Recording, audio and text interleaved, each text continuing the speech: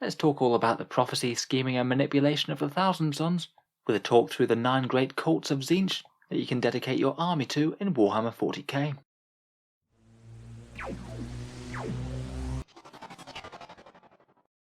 Hello and welcome back to Auspex Tactics, the strategy-focused 40k channel, where today we're returning to look at the Thousand Sons, and we're going to be going through the 9 great cults one after the other, talking a little bit about their background, their rules in game, and how strong I think they are.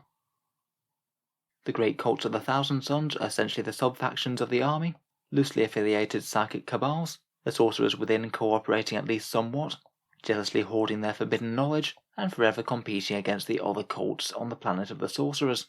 These organisations first appeared in the days of the Great Crusade, though their purposes, influences and significance has shifted considerably since, more openly embracing the ways of Tzeentch and the various aspects of his character.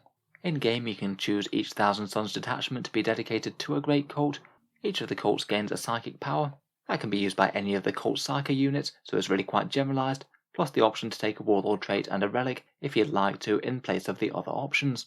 I'd say the psychic power is the most important thing out of them, seeing as that can actually be used across multiple units, though in general the great cults aren't really as big of a decision as, say, what sort of chapter your Space Marines come from, as the Space Marine chapters offer things like unique combat doctrines and chapter tactics, innate passive buffs that apply to the army, whereas Thousand Sons are basically all from the same legion, so more get that represented by their +1 to cast, and the rubric marine benefits such as being immune to morale, and all is dust for extra saves against damage 1 weapons. Basically the great cults are a nice little extra aside that you can have, and they don't necessarily need to form too great a part of your list, they're just an interesting extra option to have. In general in the list, powered armoured units and vehicles get the great cult keyword, so things like your sorcerers, rubric marines, scarab occult terminators and most of the vehicles.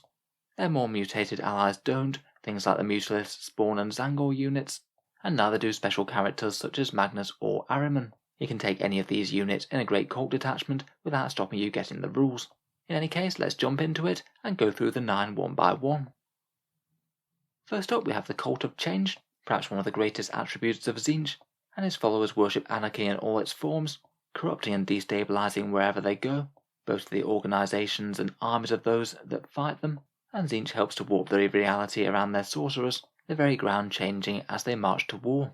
In-game their psychic power is Dismanifestation, warp charge 6 and 18-inch range, and it's a nice debuff for the enemy units, -1 attack and -1 leadership. Maybe a little bit niche and you really want to be targeting that against a fighty enemy combat unit, but quite nice that you can just have it pop up on any character that needs it, or any squad of rubric marines or scarab occult terminators. Their warlord trait is Fickle Nature, you get to reroll charges for your warlord and fall back and charge with them. Maybe kind of useful on a demon prince, though I'm not sure to be the first one I'd pick up.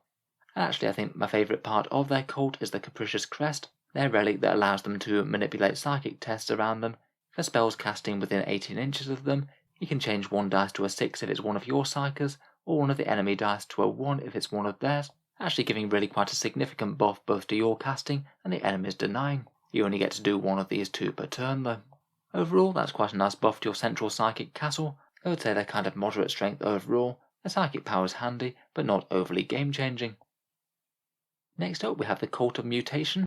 Their sorcerers blessed, changed and modified more than most by the many physical manifestations of Tzeentch's favour. Little remains of their humanity, reduced to monstrous abominations, and their magic hands out many such similar gifts to their foes in battle. Their psychic power, Warp Reality, is warp charge 6 and 24-inch range, and targets 1 unit that's within 3 inches of a terrain piece. That unit can only move half its normal distance, and it's -1 to advance and charge rolls on top of that. As slowing movement powers go, it maybe is a little bit less powerful than some of the others. If your opponent's not near terrain then you can't use it, and it doesn't slow advance and charge moves as much as some other similar abilities can. But having this able to be popped up on any Thousand Sons Psyker unit is really quite nice. If your opponent's got some sort of slow moving melee unit, then it could really help keep them out of the game. Their warlord trait, Touch of Vicissitude, causes hit rolls of 6 to cause 1 mortal wound in addition to other damage. A mildly helpful fighty one that. It'll usually average around an extra mortal wound on most HQs. Not terrible, though not standout. I'm a bit more interested in their Exalted Mutation relic, +1 strength, toughness and attack. That one seems really quite nice on a Thousand Sons Demon Prince. Can't really argue too much with being stronger, tougher and more fighty. Overall I'd say that they're medium to strong. The slowdown power is handy, and that Exalted Mutation could be alright for a Demon Prince.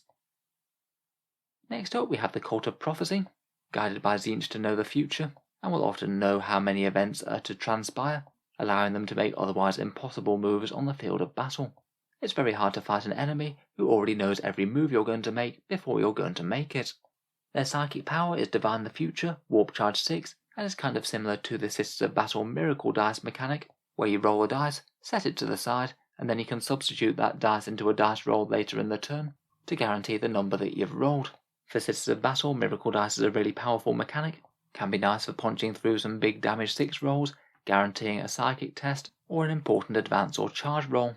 Some results might be a bit more useful than others. If you roll a 1 or something, it's not going to be much good, but I'd often see this as being a very good value cast on the single unit that's got the least important spell to cast this turn. Should add up to a few extra charges or extra damage over the course of the game. Their Warlord trait, guided by the Whispers, allows your Warlord to move 6 inches after a charge has been declared against him. That's going to make it a lot harder for the opponent to engage him, though they would still be able to get a charge off if they do manage to move up right next to him. For me, it just seems like a little bit unreliable protection, and he might just get shot to death if he is exposed anyway. I think I'd go for something a bit more reliable that's going to boost what he actually wants to do. Finally, their relic is the Auriculae Brazier, which actually looks like a really quite nice upgrade for a buffing character. It allows you to select a unit, and you can reroll 1 hit, wound and damage roll for a core or character unit selected in the command phase that's within 6 inches. Perhaps one of the best uses might be the Scarab Occult Terminators with the missiles. That would allow you to reroll some shots on a really powerful unit, or maybe something like a Hellbrute with a multi-melter. Overall, again, I put them somewhere in the medium to strong side. Divine the Future looks like a really helpful mechanic, and the Brazier is really quite nice as a buffing relic, as a lot of Thousand Sons characters want to work as buff characters and don't really want to engage the enemy directly themselves. Next up we come to one of the strongest Thousand Sons cults, the Cult of Time. Their sorcery allows them to speed and rewind time itself, undoing hard-won achievements of the enemy army, and preventing certain important actions from ever happening at all. In-game they're just one of the directly most easy to use Thousand Sons cults, I think, because of their power Time Flux. It's Warp Charge 6 and has a 6-inch range, and it allows you to restore a single model to a Cult of Time infantry unit, either Rubric Marines or Scarab Occult Terminators. For the Terminators in particular, this has just amazing value. For just one single cast you get to restore a 40.3 wound model, and being able to set one up afresh like that means that you might be able to gain some important positioning shenanigans, maybe say making a charge shorter. This power seems nearly auto-use on any unit that's depleted, and over the course of the game should give your opponent a fair few models that they need to kill. Really good, and I can see why so many people run this. Their Warlord trait, Immaterial Echo, is potentially quite useful. Any power cast on a 9+ allows you to cast another power, and if you happen to cast the result of that second power, then it can't be denied. A little bit unreliable as to whether or not it's going to go off, but it should work a fair bit at least. You'd only need an 8 with the +1 to cast with Thousand Sons. I guess it might be more of a question as to whether or not you've actually got a useful power to cast as your next one. I suppose you can always have a go at Smite if there's an enemy unit in range, even if you might be casting it on a fairly high value. Finally, their relic, the Hourglass of Manat, seems really powerful as well. After the bearer is slain for the first time, they basically just get up from the dead again with D3 wounds remaining. As defensive relics go, that's pretty spectacular. Sometimes it could make it literally physically impossible for your opponent to kill a model in a single turn, and could easily be the difference between life and death for an exposed sorcerer. Maybe a little bit passive in that it only ever happens if your opponent kills your model, but really quite nice insurance. In general, I think that the Cult of Time is well worth a look for their power alone, though to me both their trait and relic do seem like quite good value if you aren't already buying in other options instead. Next up we come to the Cult of Scheming, who embody the cunning of Tzeentch, their hidden plans and machinations knowing no bounds. The enemy's battle tactics will be discovered, countered, or confusion sown amongst the enemy ranks as the sorcerers of the Cult of Scheming march to victory. Their psychic power is Seeded Strategy, Warp Charge 7 and 24-inch range, and this allows one core unit to fall back and then shoot and charge. Again, I think this is one of those really nice ones that will be really useful in certain circumstances. Say if you've got a big blob of Scarab Occult Terminators ground up in a combat, being able to fall back, fire all of those Inferno Bolters is nice, and then re-engage the enemy on your own terms. Could be nice for anything tagging your Rubric Marines as well, so they can still fire their Inferno Bolters and Warp Flamers.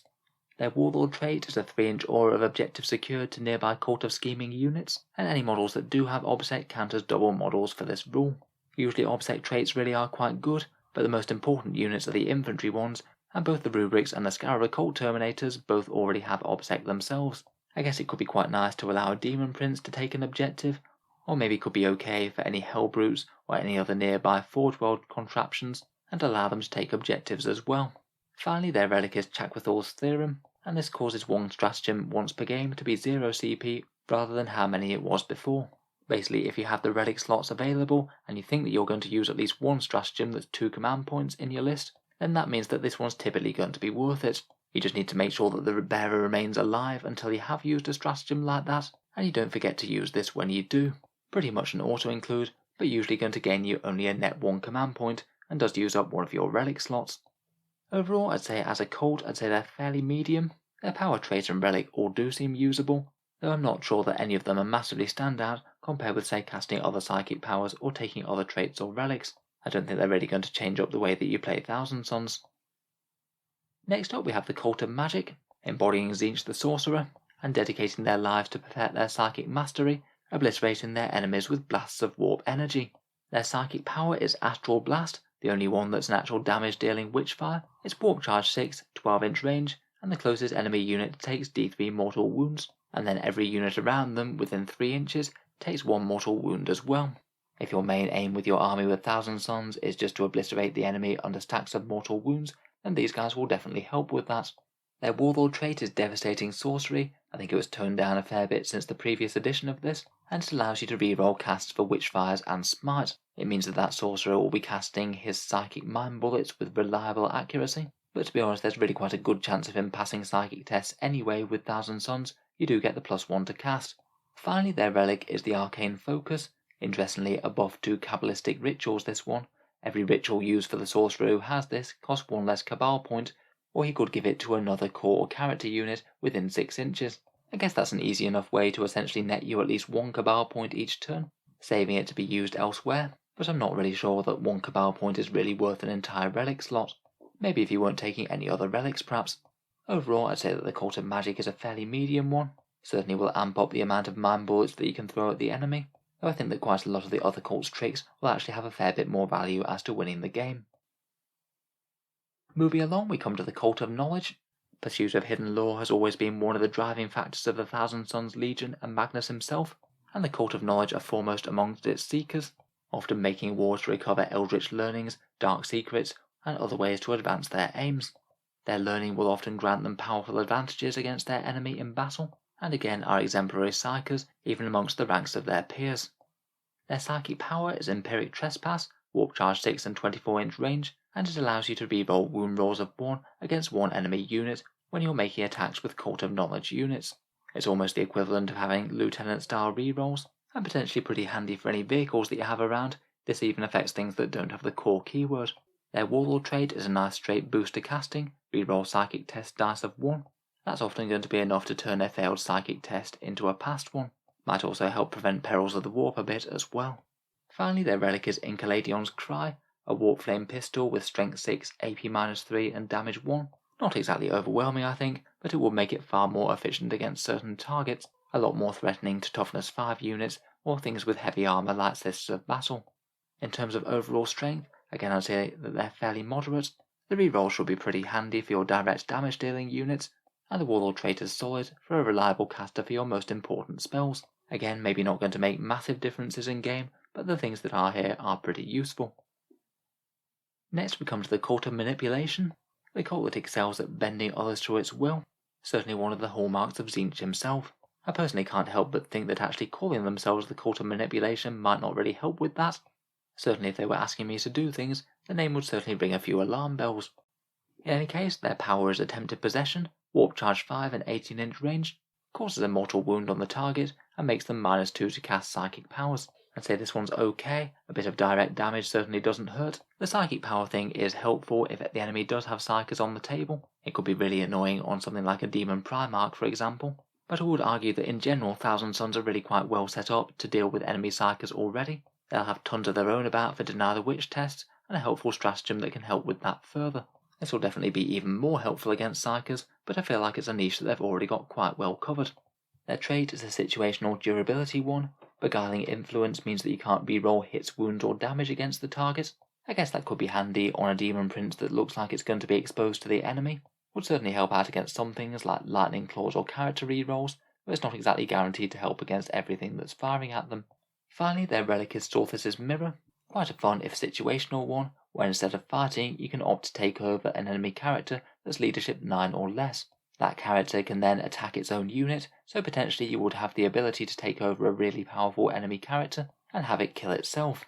The main downside though is that it has to be an infantry model, which does preclude quite a lot of the options in the game, completely useless against characters that are monsters or bikes for example, so again it just doesn't seem enormously reliable.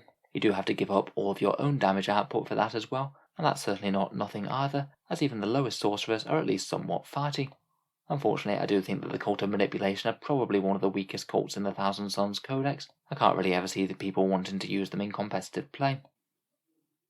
Finally though, we'll end with another one of the good ones. The Cult of Duplicity is the 9th Cult of Tzeentch, striving to be a completely unknown quantity in battle, their plans and allegiances kept secret even from one another, and using all manners of power of misdirection to wrong-foot the enemy and strike on unexpected fronts. Their power is Sorcerer's Facade, a big warp charge 8 power, and it means that you can deep strike an enemy infantry or monster unit next to the Psyker, removing it from the table and setting it up anywhere else on the table that's greater than 9 inches away from enemy models. It's essentially the Thousand Sons version of Gate of Infinity, or the Orky power Da Jump.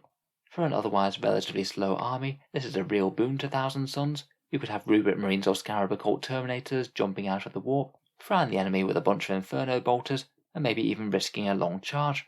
It's doubly nice that you can use this on any Psyker that needs to on the board, potentially having otherwise threatened models get out of bad situations, and then going somewhere useful to threaten the enemy once more. The high warp charge value is a bit of a downside, though I would bear in mind that you do get the +1 to cast. You're usually going to be casting on a 7+, and with a reroll that can go off with a lot of reliability. That power is absolutely amazing, but their trait and relic are pretty nice as well. The Warlord trait is Master Misinformator. You get to redeploy D3 units plus your Warlord before the game begins. Should really help keep you safe from enemy alpha strikes, or if you get in first turn yourself, then you should be able to put your units in optimal places to advance. With that plus the power, you really should be getting your units exactly where you need them to be. Finally, their relic is the Perfidious Tome, a 4+ chance each turn to gain 1 command point. As it costs 1 CP to buy in, usually this should net you an extra 1 or 2 command points over the course of the game, so usually being a pretty reliable pickup if you do have a Psyker that you think you can keep safe for most of the game. Pretty much auto-include if you don't need the relic slots for something else. Overall, along with the Cult of Time, I'd say that the Cult of Duplicity is one of the strongest cults out there. All 3 options are decently strong, though particularly the Psychic power. Getting your units exactly where they need to be is a really big advantage in 9th edition. So that just about brings us to the end of our review of the Thousand Sons Cults of Sorcery. Let me know what you think down in the comments below. Which one is your favourite and why? And have you had success with any of them so far in 9th? I look forward to hearing all the discussion. If you've enjoyed the video, then feel free to subscribe to Auspex Tactics. I'll certainly be aiming to keep the regular 40k videos coming, with new ones out just about every day, including hopefully a fair bit more for the Thousand Sons. Finally, if you have been enjoying the videos on the channel, I would just like to mention that Auspex Tactics does have a Patreon page, and you can find that down in the video description below. Channel patrons do get a fair few advantages, seeing certain videos early, regular votes to see what sort of things come next on the channel, and automatic entry into the regular prize giveaways with a chance to win some really big model kits each month. If any of that sounds good to you, or you'd just like to help support the channel, then the link is down in the video description. In any case, an absolutely massive thank you for listening, and I'll hope to see you guys next time.